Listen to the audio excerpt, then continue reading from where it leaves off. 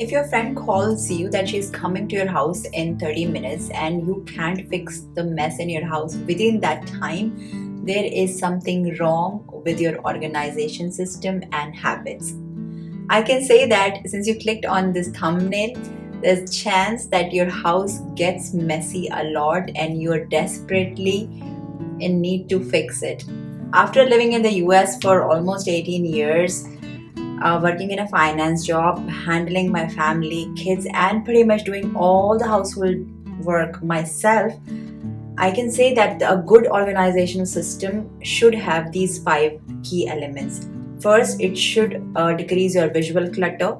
Second, it should be easy to use. Third, it should be easy to maintain. Fourth, it should not take too much time. And fifth, it should promote your emotional well being. Many of us procrastinate cleaning, but we don't know that there could be other organization mistakes that could contribute to the clutter in your house. So in this video, we will look at the common organization mistakes that many people make and what are the ways to fix it. I'm sure out of these 10 issues and the possible solutions that I'm going to list now, you can relate to some. So let's dive right in. The first mistake is when we overthink and keep dreading cleaning. Many of us don't even start organizing thinking it is going to take a long time and let the clutter accumulate until it becomes overwhelming and starts affecting our productivity. Believe it or not, cleaning is a daunting task just in your head. When you actually take the first step towards organizing and cleaning, it gets done. The most difficult step is the first one when we actually get up and start organizing. Once we overcome that anxiety and take the first step towards cleaning, trust me, it eventually gets done. Psychologically, when we start getting one small area organized, it creates a ripple effect, and then we tend to do more because the reward of looking at the clean house releases a hormone called dopamine, which is a neurotransmitter and a happy hormone. Our body releases it after we achieve something. So to fix this problem of procrastination, start small. You can't get the whole house in order within a day.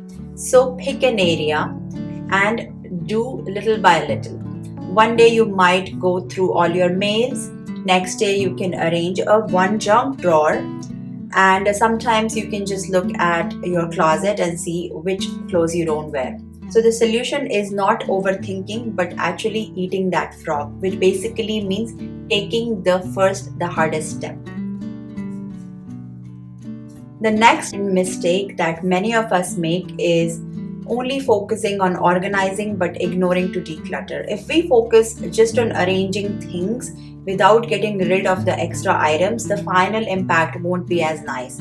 If you have too many clothes in your closet and you don't get rid of the unnecessary ones, it will still look cluttered even though you have spent hours organizing it. So make sure to take a trash bag and a donation bag and start going over your clothes. So which ones you should keep, which ones you can donate, and which ones are really bad that need to be trashed. I feel a good organization system shouldn't take you more than 15 minutes to tidy up a room or a space. So this should take care of the time consumption problem. Also, once we understand the key concept that clutter has a bad effect on our mental health, we will get the incentive to clean it. Studies show that people with cluttered houses and who own a lot of stuff to the point that they feel overwhelmed tend to have high levels of cortisol, which is a stress hormone. Once you get this clear in your head that a cleaner environment will improve my mood, my life will be more peaceful, it will be worth pursuing. This is the website that talks about pretty much the emotional well-being part of having an organized house. So the third mistake is not giving everything in your house a space. Many people feel that just because they have a smaller house, smaller storage, that is when the problem is, but it is not really the case. We tend to overaccumulate when we have larger space. The idea is to give everything in your house a specific home so that you know where to keep it back when you are in a rush to clean it. I know sometimes there are certain things which you can't really designate a space to, so you could have like a junk drawer or specific bin for that, where you cannot really categorize it yet, but at least have some space, and don't just leave it on a flat surface like your countertop or your table. Okay, maybe have a basket or something where you can keep it until you give it a space. Of many years living here, I find that it is easier to tidy up when you know where things need to go back. And also make sure that you keep the more frequently used items accessible, so that you don't have to spend too much time, pulling things from the top shelves or bending way down to, get things that you use regularly. Keep it at an eye level as much as possible. So when organizing, make sure that your frequently used items should be easily accessible. You can keep less used items at the back of a drawer or a shelf or at the topmost shelf. Okay, so make sure that the organization system align with your habits and your needs, because if they don't, it will be really hard to maintain it. Whenever possible, use labels so others in the house also know where to keep things back. Next problem is lack of consistency and not having a clear routine. Many times we get excited about organizing and cleaning, and we'll pick up a room and clean it and organize it thoroughly, but we fail to do it on a regular basis. So then what happens is the clutter returns.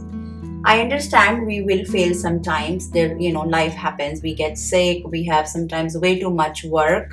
Then we don't have time to organize. The most important step is for you to quickly get back to the organizing routine as you can, and don't let the clutter accumulate. It is as important as eating food, drinking water, or sleeping every day. You cannot just do it once a month and forget about the rest. The fifth organization mistake that many of us have made is buying incorrect storage systems. So sometimes we see images online and we try to copy that without looking at our own needs. So we need to see what type of space we have in our house, the shelves, the drawers, and what will fit in that. So plan your storage solution around that. I've seen many people will invest in different type of containers and baskets that end up unused or don't effectively contain specific items, or sometimes they are just hard to maintain. For example, for me, emptying a bag of chips every time in a clear container is hard.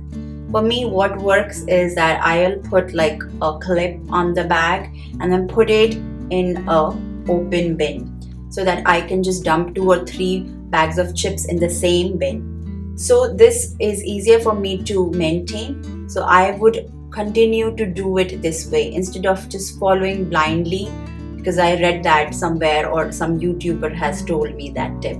So it's very important that we should have storage solutions that are easier to maintain if we have busy lives or have kids. Sometimes, hiding things behind a closed shelf or drawer works absolutely fine.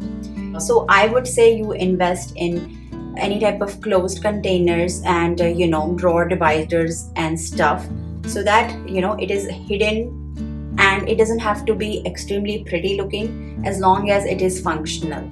That is the key. You can also invest in lazy Susan or turntable storage for deep shelves, so that you can easily access them. And I have these pull-out drawers that I have installed in this shelf. So that way I don't have to bend all the way down because I do have some knee issue and I can't squat all the way down. So I have invested in this. So this way I can just pull it out and take the things that I need to. Now moving on to my next organization mistake, which is when we don't group items together. Sometimes an easy way to fix the visual clutter is by just using a tray, a or something that can serve as a base when you have too many items on, on an open shelf, a counter, so that you can just like group them together and it will give it a nice cohesive clean look. This is an easy and immediate fix. You don't have to always use a tray.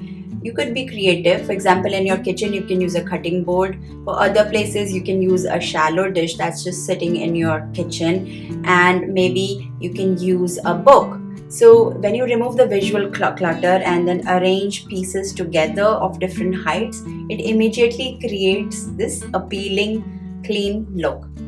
The next mistake that many people make are related to not purging the item. Sometimes we hold on to some things because it has a sentimental value to us, because it was a gift from someone that we love or care. So we don't want to get rid of it, even if we never use that item. So we attach our emotional values to the item and we associate that this, if we get rid of it, the other person might feel bad. But that doesn't happen. Don't associate your love and care for the other person just by the gift that they have given to you. If you use it, good enough. But if you don't, it's better for you to donate it to someone where at least someone else can use it. Believe me, you're not gonna love and care for that person any less if you happen to get rid of the things that you don't need or use. If it doesn't bring any positive utility to you other than just the emotional attachment, it's not really worth it if it's taking too much space in your house. I will tell you an example. So there's this sweater that my mother knitted for my daughter, and obviously there was a lot of love and time that was spent, and my daughter doesn't wear it because she's outgrown it, and also the color doesn't go with her style. But I like to keep it. It is very hard for me to donate it, but I know now when I go back to India, because the colors and the type of embroidery work very well there, I will give it to someone who will actually value it. Maybe to one of our house help daughters, so that they can make use of it.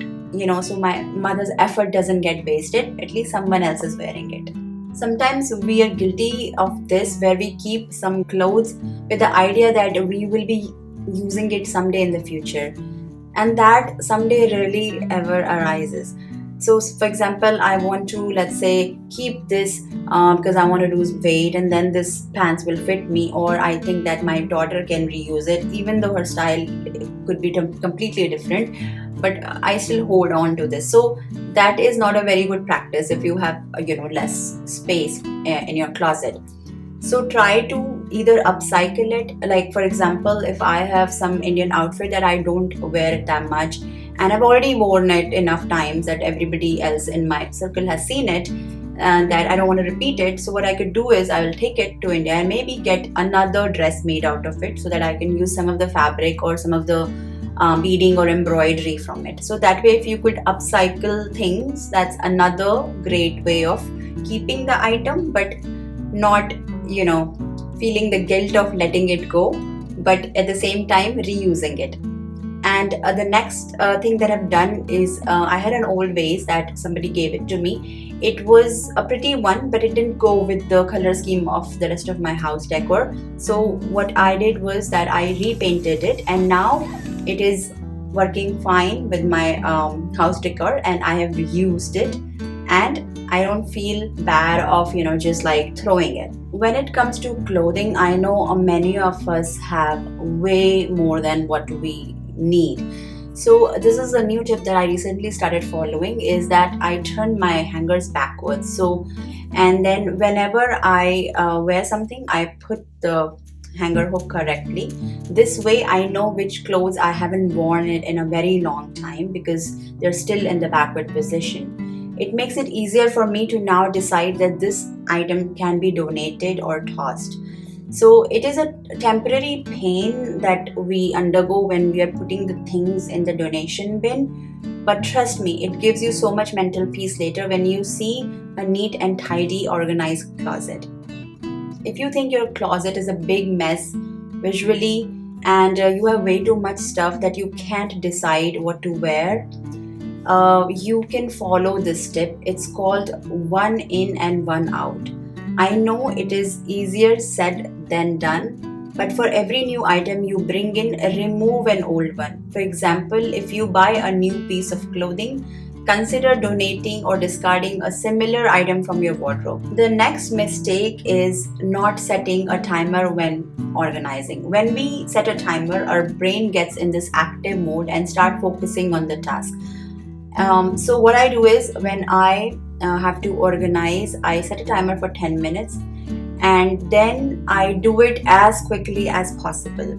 So you can focus on one area at a time, like for example your living room or kitchen. Just quickly pick things and start picking things, and remember that where they need to go, so that you don't have to go back and forth. So let's say in my kitchen, what I do is, whatever needs to go in that particular shelf, I'll pick all of them together.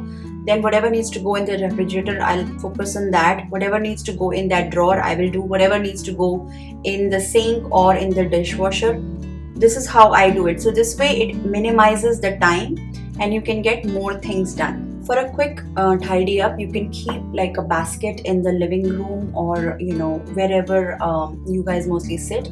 And sometimes if you don't have the time to put everything back in the place for whatever reason, you can keep it in that basket for now, so that at least the visual clutter is removed.